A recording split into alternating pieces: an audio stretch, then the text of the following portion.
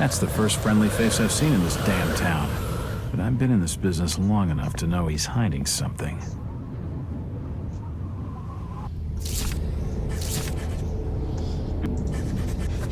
Okay, now let's diary.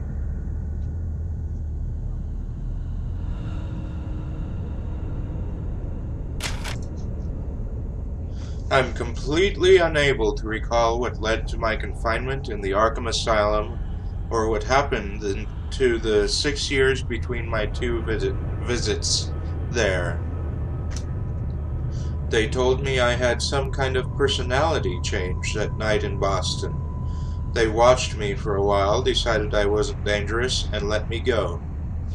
After 6 years, I switched back just as mysteriously. They admitted me again, found nothing wrong, and here I am. Among the personal effects they returned to me is a leather-bound journal. Perhaps it will tell me what I've forgotten. Looking through the journal, all I can find is my life as a police detective. There is no hint of any illness or mental strain or anything else that could explain my change of personality, or the equally sudden recovery that still baffles my doctors. However, a number of pages have been torn from the journal. Who did it, or why? I can't tell. Did I destroy them myself to suppress some horrific memory? Or did the asylum staff judge their contents detrimental to my treatment? Why was part of my life erased?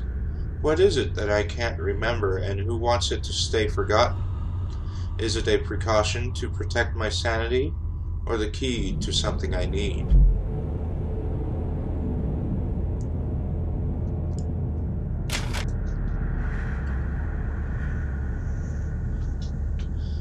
I guess this is the one from the beginning of the game. So I'll just skim through it and let you guys read it. Pause and read it if you want.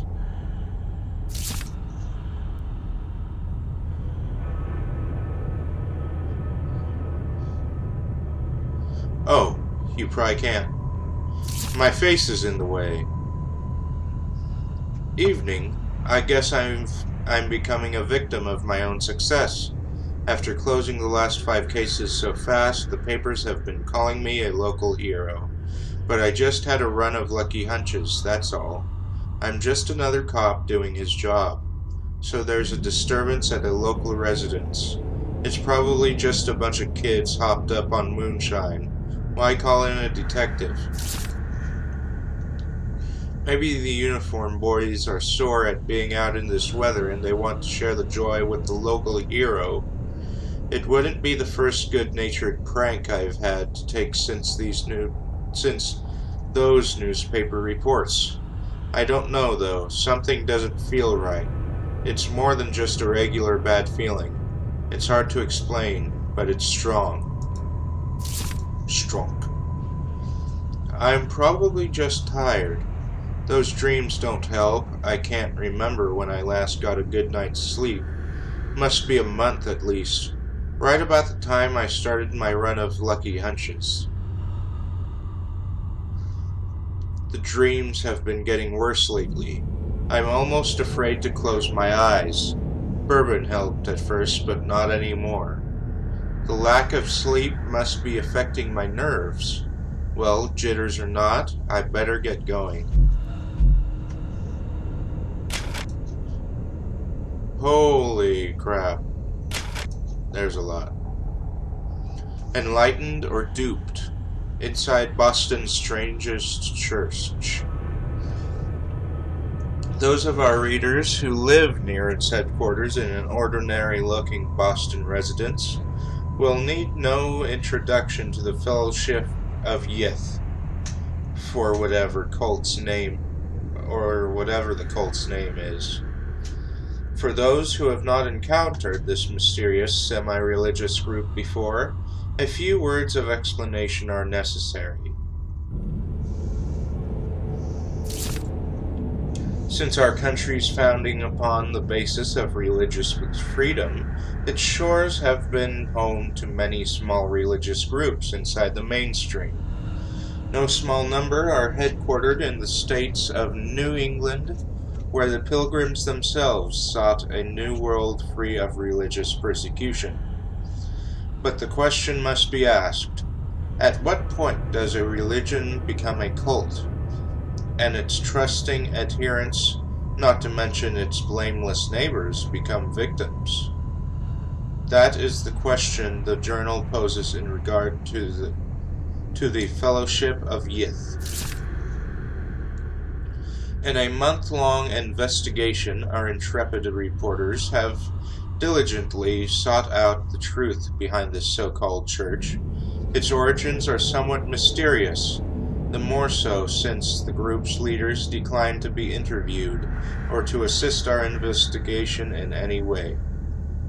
However, it seems that the fellowship was founded more than 20 years ago by one Victor Holt, based on a revelation he had received from beyond the confines of this world.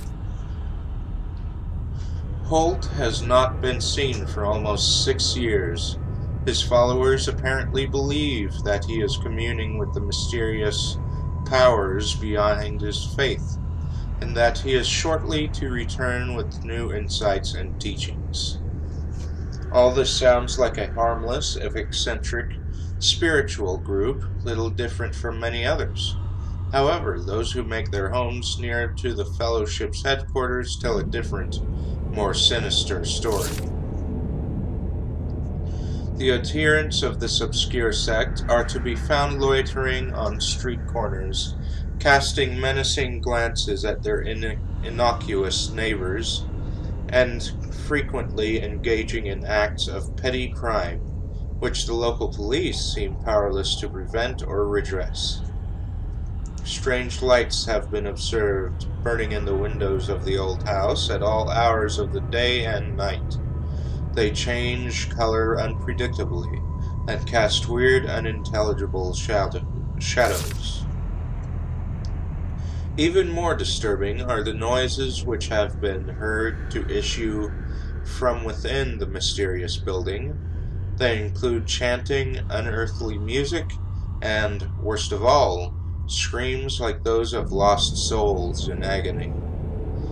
Many of the sect's neighbors are convinced that its services include human sacrifice or similar atrocities. Those few who dared complain to the police were told that because the house is private property and because there is no concrete evidence of any wrongdoing, the most they can do is file a noise complaint. Are the horrors of Salem being reenacted in our city, more than 2 centuries on? Is this fellowship of Yith engaging in unspeakable and criminal acts of worship involving torture and sacrifice? Why is nothing being done to ease the fear and distress they cause to the local community? A source within the police department, speaking on condition of anonymity, tell the Globe that the fellowship is suspected of involvement in a number of local crimes, but so far the lack of evidence and the reluctance of nervous witnesses to come forward have thwarted any official investigation. Very well, we say. Where the police cannot or will not investigate, the Globe shall continue to act in the interests of Boston's citizens, fearlessly exposing the truth about this so-called church and its followers. Our findings will be published in these pages over the following months so that all may know the truth.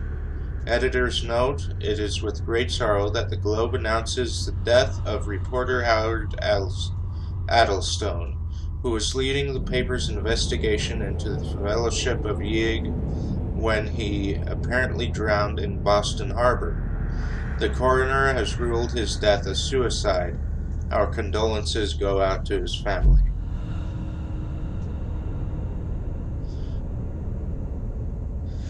Whew! I think that's about all we can. I think that's about all we need to read for right now.